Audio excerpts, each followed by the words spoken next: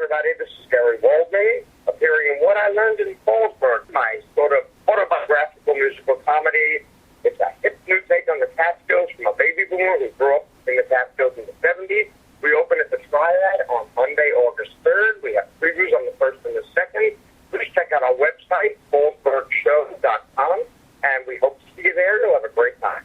And I'm talking with Rabbi Sol Solomon on UNC Radio on Dave's Gone By. Oh, shalom, shalom, everyone. Shalom, my friends, my enemies. This is Rabbi Sol Solomon, the founder and spiritual leader of Temple Sons of Bitches in Great Neck, New York. And I am very excited. Do you remember the Broadway show Catskills on Broadway with the old Catskills comedians? Well, now there is a show that is treating the Catskills, and it's off Broadway. It's by this fellow, this talented multi-actor, singer, instrumentalist, producer. His name is Gary Waldman, and his show is called What I Learned in Fallsburg. It's playing as we speak at Stage 72 up on West 72nd Street and Columbus Avenue in New York. Gary Waldman is with us in the neighborhood to talk about his years of producing, of doing theater all over the country, and his current show. So welcome and shalom, Gary. Shalom, Rabbi Sol. Why, thank you. How are you? I am good, thank God. And, I've got all these usual ailments. My hip is hurting, and, there's a skin lesion that I'm worried about. But other than that, I'm good. How are you? Me too. My hip, it's a little, Penny Landau came up with this great tagline for the show, the Hip New Catskills Musical. But you got it all mixed up. It's really the new hip Catskills Musical. The new hip. I'm just doing this to pay for a new hip. There you go. and well, considering how many shows you've produced in Florida, that fits. Everybody there is working on their third hip by now. So, when I think of Fallsburg, I think of Virginia. Is that thing upstate New York? Where is Fallsburg in the Catskills? It's actually South Fallsburg. Fallsburg was just a better title. South Fallsburg is in the heart of the Catskills. It's where, oh my God, the Pines Hotel, the Rowley Hotel, it was just a hop, skip, and a jump away from Kiamisha Lake where the Concord was. Kiamisha a couple miles away from Monticello. We were right in the heart of everything. So your family, did they have a bungalow, or what did they do? They lived there, or what? We had a bungalow. It's an 8 acres bungalow colony. It was the Sales family that ran it. It was right across the street from the Pines Hotel, and we were just in paradise. I spent the first 15 summers of my life up there. Met some lifelong friends who are all going to be there on opening night next Monday night on the 3rd, our official opening. We're all coming. It's going to be like a big man-acres bungalow colony reunion, only now we're all old. well, let me ask you, what was special for you about growing up? Yeah. There's even a song in the show. It was all so simple. And there's a song in the show that I wrote called Simple Things to Remember, because it was all so simple. What was it? It's just that we grew up in the city, and what do you do with the kids in the city in the summertime? There was nothing for us to do. So our parents brought us up to the bungalows. We were in the mountains. It was cooler. There were pinball machines. There was a pool table. There were pools. There were friends. There were da-da-da. And then we had the big hotels across the street that we could sneak into and steal things from. And it was just... It's an experience that you really almost can't describe, but if you come see the show, I think everybody's going to get it, because it left such an impression on me, such a mark on me. And again, I didn't grow up in the Catskills in its heyday. I grew up in the Catskills in its way out. It was in the 70s. We first started going to 9 acres, late 60s, and our last summer up there was 1977. And it was just when the Catskills were really starting to go through their demise. Some of the hotels were closing, and our bungalow colony eventually had to get sold off. And that's what so much of the show was really about. And just what an indelible mark it left on me, because it really did. I started performing in the Catskills when I was 6 years old. When I was 9 years old, the people in my bungalow colony put a show together just for me. They put on a production of Fiddler on the Roof, and I actually played Tevye at 9 years old. Wow! And I won the talent contest at the Pines a couple of years later, and I learned everything about what I've been doing and busting my butt for the last 50 years up there. Well, first of all, I'm wondering what amazing insights and differences you brought to your Tevye that, say, Theodore Bickel or Zero Mostel didn't. Did you have a particular take? Yes. 9 years old. I'm not sure I had any great insights when I was 9 years old. It was just that I pulled it off. I think that was the miracle. There you go. That was a miracle, too. When I was a teenager and I had actually gone pro by then, there wasn't a production of Fiddler on the Roof in regional theater in New York where I actually didn't play the Russian kid who sings the Russian solo into light. I was the only one who could hit the notes. And well, that's what you do have a kind of... years. You do have a sort of, it isn't a soprano voice, but you can go pretty high in your vocal range. Did you... I'm a tenor. You are a tenor, wow. Wow. Yeah, I'm not quite the tenor I was when I was 25, but I'm still a tenor. So, let me ask you, was there ever any thought of being anything else but in the theater in your life? Not really well. In music, in singing, actually, I really didn't get involved in professional theater until I was in my 20s. When I was in my late teens and early 20s, I was a lead singer in a rock band called 101. We were a great success. We toured all over the metropolitan area, had a great time, and then just all of a sudden, I wound up working in a production company, Broadway theatrical production company, and started getting involved in the shows, and wound up being a musical theater person. And then by the time I was 29, I started actually writing shows myself. I had been in a long run of a show called Favorite Gold. That was basically the immigrant experience. It was all Yiddish theater. I didn't know a word. I'm a fourth-generation American kid from Queens. I didn't know a word of Yiddish, but I was on the road for 7 years with this show that took me 18 months to learn. Now wait, did you help create the show, or you were just acting in it, or what? Paved with gold. Two-person show. It was a two-person show. I was basically just acting in it, but then as times changed on the road and we started to go to some more obscure cities like Nashville and Kansas City, Kansas, we decided it would be best to get some more English into it. So I started writing translations and parody lyrics for a lot of the old Yiddish songs because people around the country weren't quite getting it. Right. And that turned me into a writer. And then when that was over, I started writing my own shows. First show after that, I was 29. It was a show called Meet Me at the 15, about the 15 Theater, Brooklyn. Yeah. About a bunch of kids growing up in the swing era that were ushers at the 15 Theater, putting their own act together, and it got professionally produced, toured the whole country, had a hugely successful run in Florida, and has been produced every 5 years since. And that was like 1996 or so. One of the biggest hits I ever had. And I've been writing and performing basically ever since. Now, what's really interesting is that you've done a bunch of different shows, like Meet Me at the Pickin', Bungalow Bunnies, I love that, Snowbirds, Midlife Madness, but not in New York. It's as if you dug everywhere but New York until now. Why is that? Actually, Meet Me at the Pickin' had its premiere in New York. Oh. Not in the city, but at Queens Theater in the Park. I was still living in New York then. I moved to Florida in '97, and it was basically because my product was just, that's where my audience was. And even most of my audience growing up, when we did Tape with Gold and Meet Me at the Pickin' in New York, they were all moving to Florida. And I found myself on the condo circuit and being down here like every 2 weeks. And then I got divorced in 1997. It just didn't make any sense to pay New York rent anymore, and I wound up moving down there, and I never left. Well, was it a big change? I mean, you were a young man when you moved to Florida the first time. I was 32. Were you comfortable there, or did you really miss New York for a while? I missed it for a while. It was good to have a change of pace. Listen, you can't beat the weather. You can't beat going out on New Year's Day in shorts and a T-shirt in 78-degree weather with the sun shining. You can't beat that.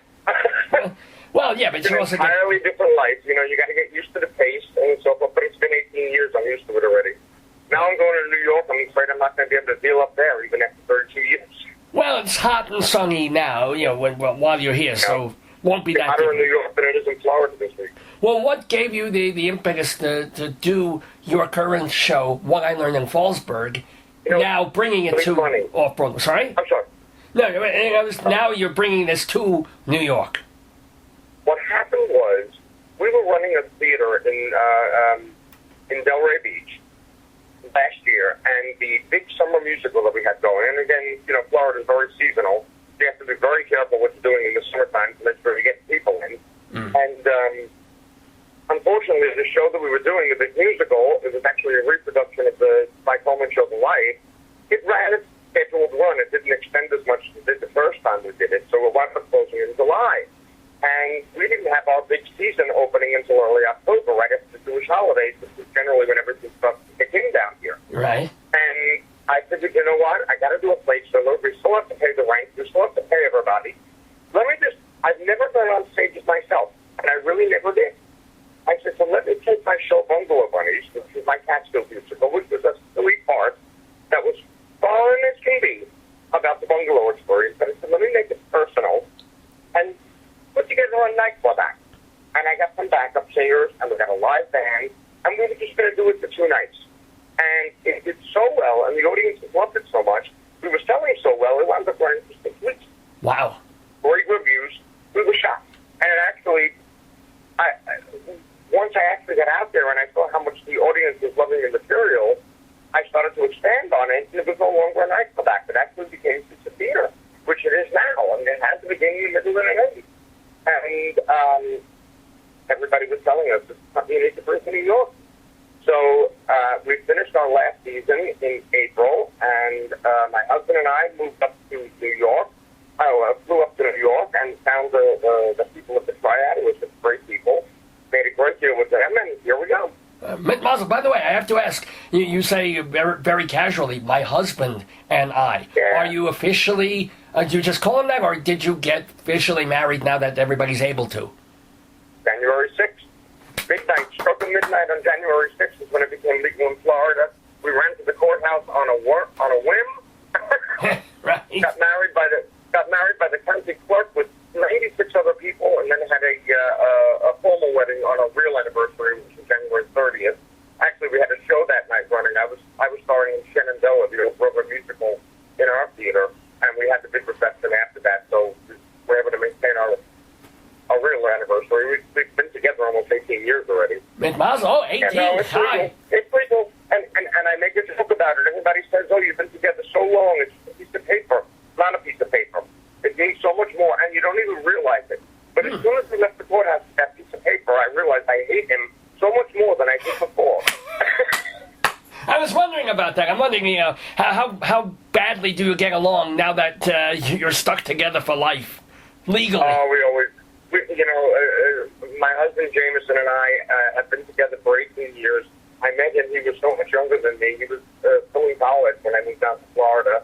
I was actually married to a wonderfully beautiful woman, and then at 32 realized I was, not living the life that I should be, and the whole world changed, and all of a sudden things became acceptable, and that was another reason I moved to Florida, just to start my life over again, and I met Jameson right away. He's almost 13 years older than me, but he started out just working for me in the box office, and then within a few months took over my whole business and became the lead producer, and I was just the artistic director.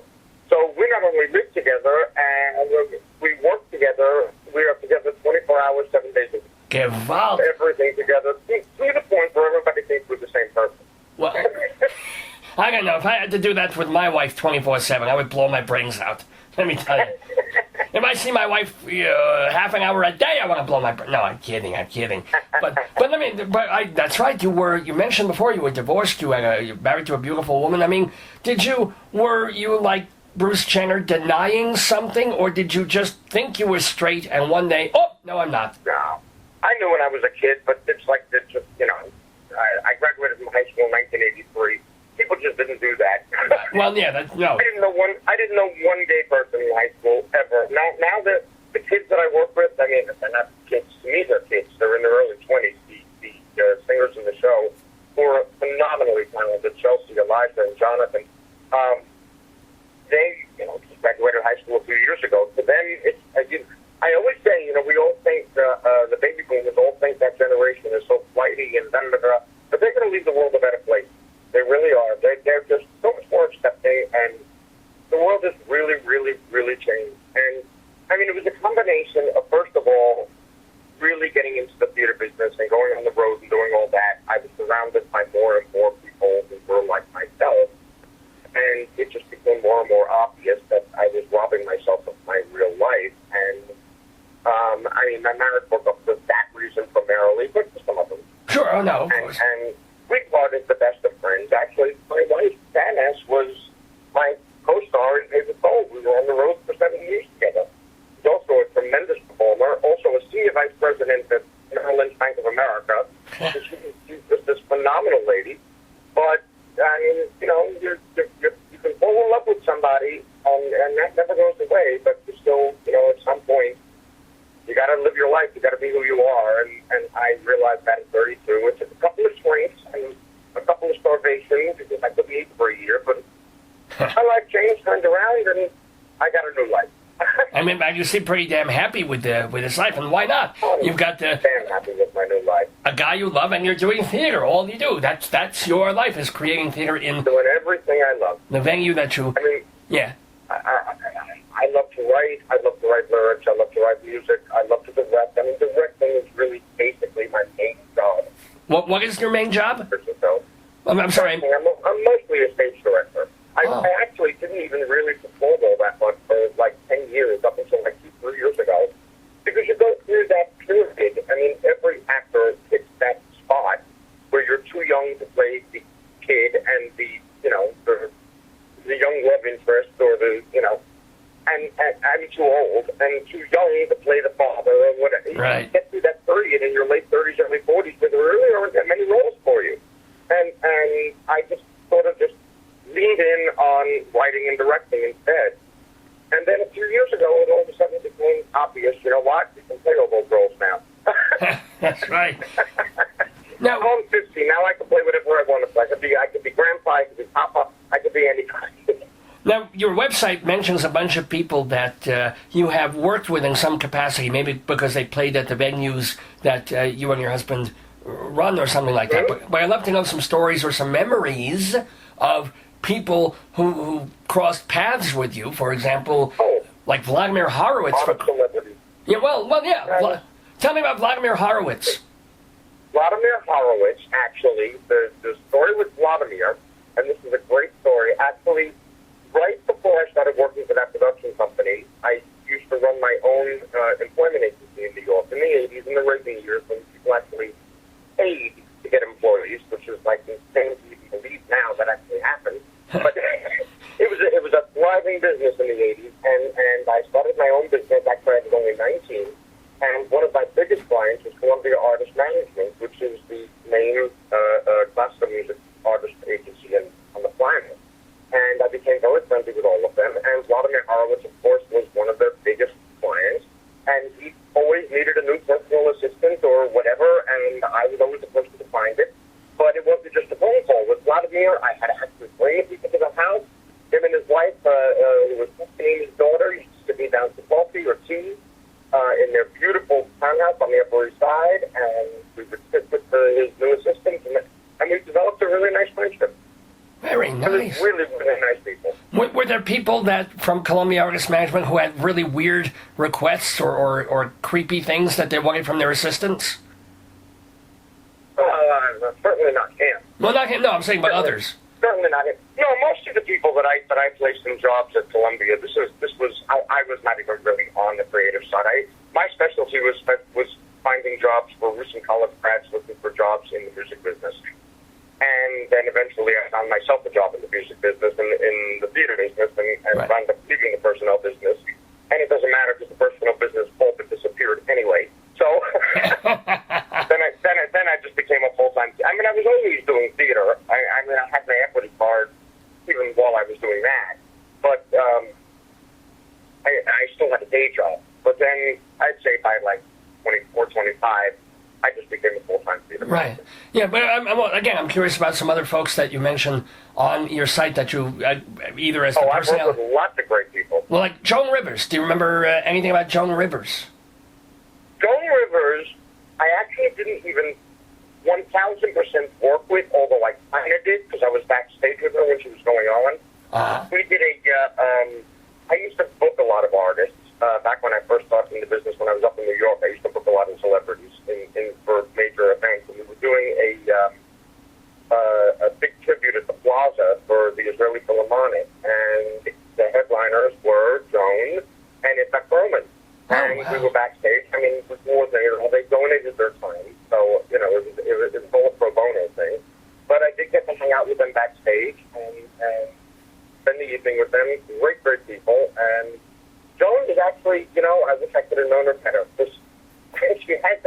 She had that online, that on TV persona that she was such a tough broad, and she was such a sweetheart. Such a nice lady. And everybody I know who's worked with her said the same thing. That was just an act. What she went on stage with, she was the funniest person in the world, and it was an act. That was not her. She was like mommy. She was the sweetest lady. Oh, I'm so glad to her hear. Way too soon. Now let me ask. Here's someone this is the kind of person that I wish I was able to interview now if they were still alive. This is someone I wish we could have on the show. Steve Allen, the great talk show host, also the writer, the composer. Steve Allen, did you know him? I knew him real well. Steve Allen wrote a show back in, I think it was the late 70s. It was a review of a bunch of ridiculously funny, Steve Allen was just a ridiculously funny person and a very prolific songwriter, and he threw together a review that ran very briefly off Broadway. It was a parody on Jacques Brel's Alive and Well and Living in Paris. Right. And it was called Seymour Blick is Alive but Sick. Right, and later on he re-revised it. In Florida. Yeah. And I contacted his son, was actually his manager, and they were all excited because somebody had some interest in remounting the show, and I put it together for a run in Florida, and Steve flew down. We rewrote some material together. We were both staying at the Holiday Hotel in Palm Beach, I remember, and I remember meeting him for breakfast that very first morning, and he came into the restaurant at the Colony, an old, frail man, very, very tall. I'll never forget, he was very tall. Mm-hmm. Old, frail man. I'm thinking, oh my God, this is like my hero. I sat down, started eating breakfast, and turned into Steve Allen, and he could have been 30 years old. Wow. That old man just disappeared as soon as we started talking show business. I mean, it was only a year or two before he passed away, but those old time show business people that had it in their blood, that I hope to be one day, they just get into a conversation or they get on stage or whatever, and the business it's like giving them a shot of adrenaline the size of a minivan. And did he carry? And with Steve Allen, I was like on a radio show. I loved it. And again, such a sweet man.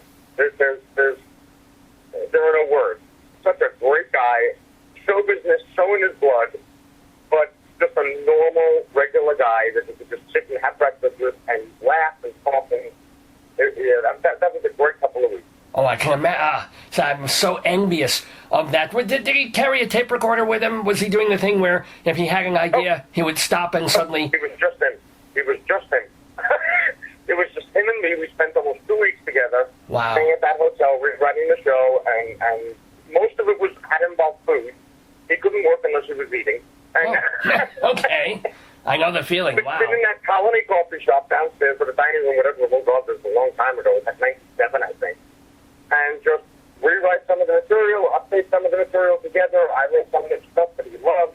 Kept his name on it, of course, but we just had a great time. And he was such a funny man. In real life and, on stage or on the radio. Well, were there any people whose paths you crossed who were sort of the opposite?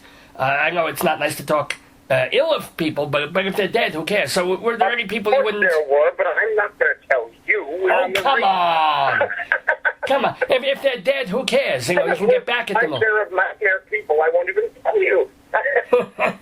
Well, can you tell us... I'll one example, but I'm not going to tell you who it was. Okay, fair enough. It was a celebrity that we were doing a show in, I think it was out on Long Island at some big college theater. I don't even remember. I was still married to my ex-wife. And she had a rider, a backstage rider of everything she needed. Now, this was a Sunday afternoon performance. She was getting there at like 1 o'clock in the afternoon, going on to whatever. It was a grocery list like you've never seen in your life. I mean, so many celebrities have that, but this one was just, it was hysterical. And my ex-wife and I are in Waldman, in Douglaston, and it was late at night, the night before the show, and my ex-wife actually leaned over and grabbed a pan of yams and said, "Does she need yams?" It was so ridiculous. And then we put everything in our own serving trays and baskets and bread Yeah. Went into the dressing room afterwards. They were all gone. All our trainer, it was gone. It was just packed up and left with her. Celebrity. But you don't. Now, wouldn't you want the world to know who this and was? I'll tell you right now, I got to say this because everybody's going to think it's Laney. It was not Laney. Laney was my pal. I was Laney Kazan's manager for a year and a half, and she's still a great friend of mine. I was friends with her before that. I had a great time with Laney. What is Laney Kazan really like? We have to know. Laney Kazan. Tell us. Laney Kazan is like your next door neighbor. Wow. Hanging out with Laney, I mean, when she's performing, she is just, first of all, she's one of the best singers of her generation. I always thought so. She's working with her, she taught me so much, even myself, even though I was already a pro when I started working with her and managing her. Her phrasing and her diction and the way she just attacks every single lyric that she sings, I caught it like a virus. And it's with me now. You can see it in this show. There's so much Laney influence in my singing voice. Tremendous performer, tremendous professional, and very serious. And she's a celebrity and gets a little nervous, but we all do. Laney and I got along amazingly well, and we traveled the whole country together. The only reason that situation really ended is because I got too busy doing Dave with Gold and I wasn't around enough. Oh. So, we respectfully just parted our business relationship, but we're still friends to this day.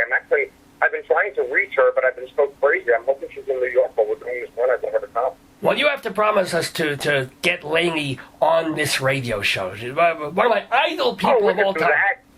What? Do that. That's easy. Laney will love it. Oh, yeah. Oh, I would love to talk to Laney Kazan. I can't believe... She's just a regular person, a really, really great gal to hang out with, and I can't say enough. I'm 1 degree removed from Laney Kazan at this moment. I can't believe it. Let me ask you, who else? Who else, if you wanted to tell a really wonderful, nice, happy celebrity story of people that you've met and worked with, who else would you... Let me think. Oh, well, to me... Yeah. And it was a short stint. We only worked 1 weekend together. I produced a concert with her. Again, at some college, I think it was out on Long Island. Leslie Uggams. Huh. Who, to me, is probably the biggest star I ever met in my eyes, because I have never seen a human being walk into the room and automatically the lights just get fired up. I mean, she has such magnetism and such an enormously gracious, sweet, classy gal. Her and her husband, who's her manager. I forgot his name. Okay. But I did that one show with Leslie. I wish I could have done more. Again, at that point, I was not really producing many concerts anymore, so we never really worked together again. But she was one of my favorite ever. And Marilyn Michaels, who again I just ran into a few weeks ago, actually a couple of months ago at the Iridium for Waldman had a big comeback concert. We were sitting next to each other. I haven't seen Marilyn in probably 20 years. We did one show together. I had booked her. It was a benefit to Donna Giuliani right before the big divorce scandal. Wow. In the Forest Park band show, and I actually picked Marilyn up at her apartment in New York, and we drove out to Queens for the band show, and lo and behold, there's no dress. Oh. And she was in street clothes. She had her costume with her. There was no, but she was such a trooper, and I just closed all the doors in my car, and she just changed my... I actually reminded her of it when I met her. It's been 20 years, and she remembers it also. She said, that was you. Well, why couldn't she have just used a bathroom there instead of doing it in the car? I'm wondering. It wasn't even a bathroom. It was an open-air concert. They were like porta potties. Oh, my God. Oh, so it was a big... Oh, With thousands of people there. No, there was nowhere for her to change. She had to use the bathroom. That was a funny story. Now, we're talking, of course, with Gary Waldman. He's got his show, What I Learned in Fallsburg, that is happening now through early September, or perhaps it might extend beyond that. It's at Stage 7...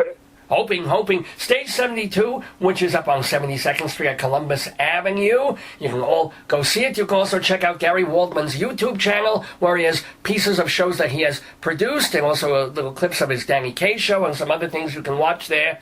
I have to get just a hint negative, because I would be remiss if I were not to ask some of these questions. But a few years ago, you and your husband and your business partner had some issues with Florida, I guess with unions and things. What the hell went on there? I mean, it really sounded kind of bad. It's old news. It was really stupid. It was really grabbed way out of proportion. It is just nothing, and I will not comment on it anymore. It's so stupid. Okay. All right, so there's that. Businesses have their ups and downs. That's it. Okay. No, I mean, it was just business, everything gets exaggerated to the point where it's ridiculous. I don't even comment on it anymore. I used to comment on it. It got me in more trouble. I don't even comment on it. Don't even comment. All right, so I had shows that didn't do well. Who hasn't? right, but you can't be like Zero Mostel and the producers and not pay people. But that would no, it was nothing like that. Wasn't like okay, nothing good. Like that. No. But you do have posted on one of your YouTube things that you had a bad time at a casino, like an IP casino, with a show. We did. When you were really ticked off at them. What went wrong? What happened there? Again, I don't like to go into negative stuff on the radio. It was just my show. I write the songs, which was a Barry Manilow pop opera.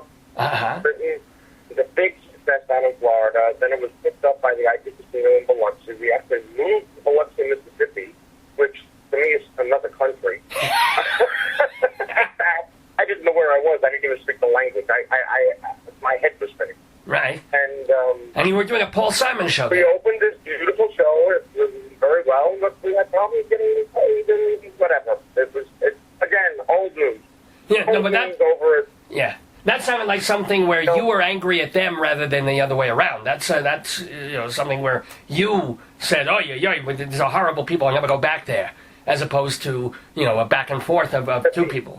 It's Mississippi. Yeah. The South has to learn that we have a constitution and there are laws in this country. Unfortunately, they make their own. And if you're a big enough good old boy, nobody can sue you. Wow.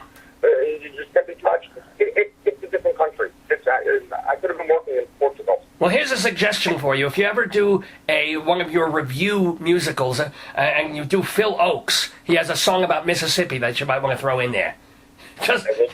Just for your own, here's to the state of Mississippi. It's back when they were lynching people, etc. We were there. We were actually there. We moved there about 6 months after Katrina.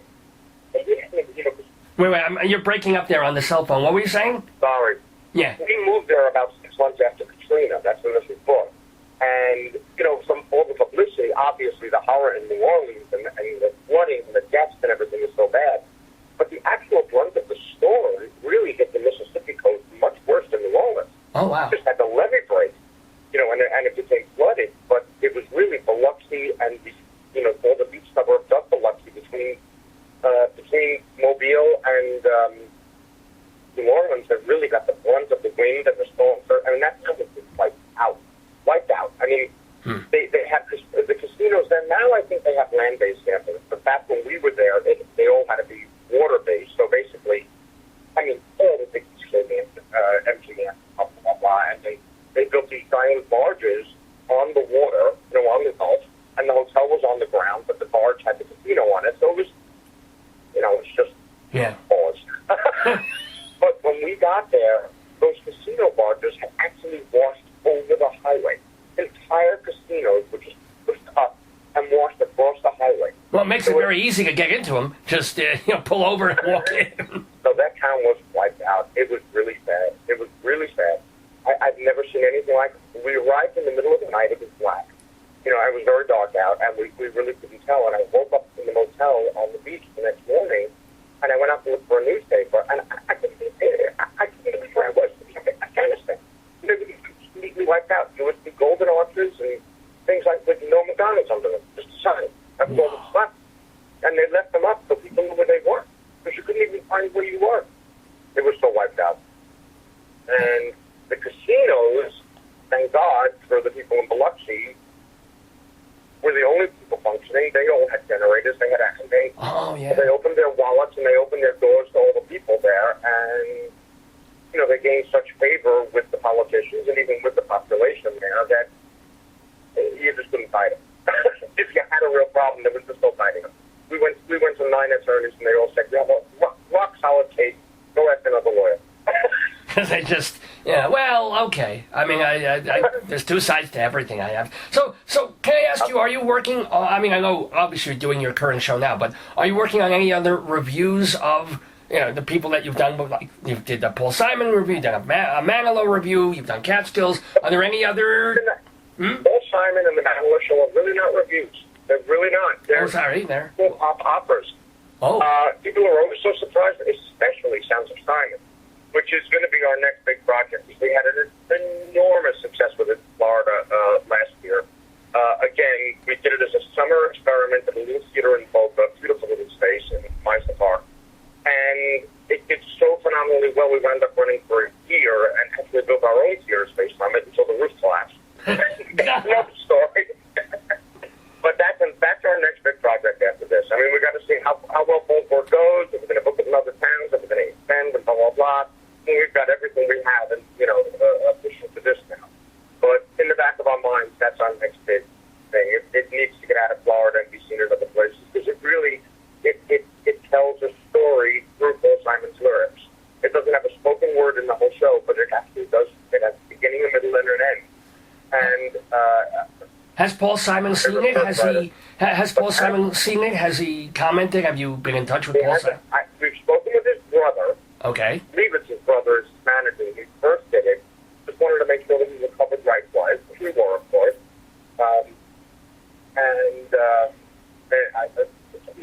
I'm in the show also in Sounds of Simon. Ah, okay. The featured characters.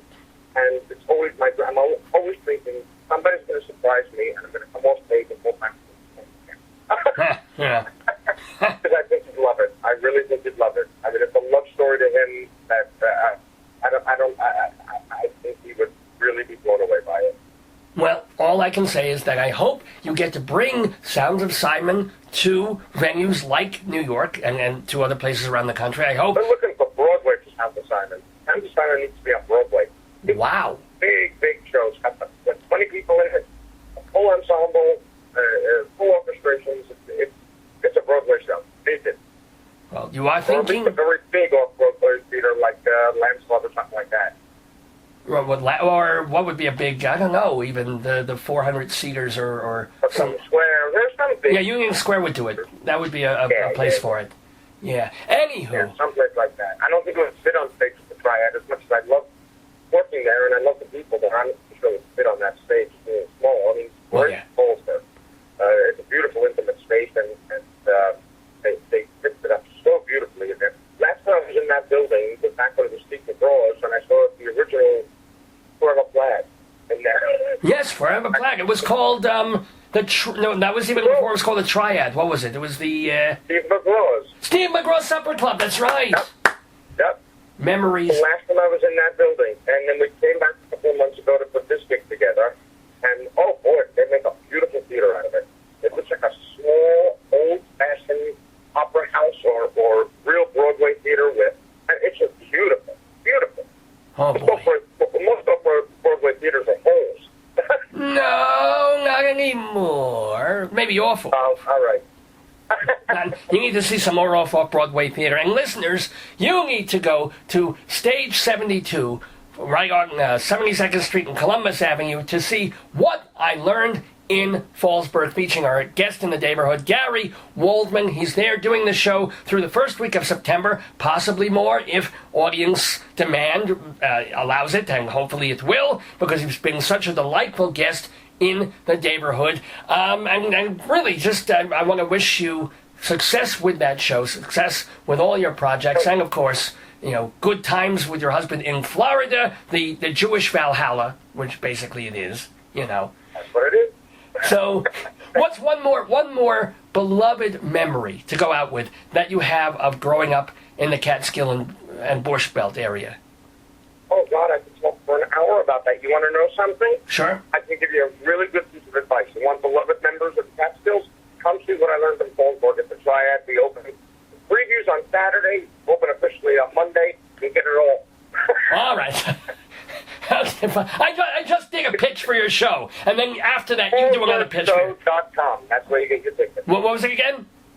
Fallsburgshow.com. Fallsburg, Fallsburg. FallsburgShow.com. Get your tickets there for Gary Waldman in What I Learned in Fallsburg. Mr. Waldman, thank you so much for being in the neighborhood with us, and shalom. Pleasure, and thank you, and shalom.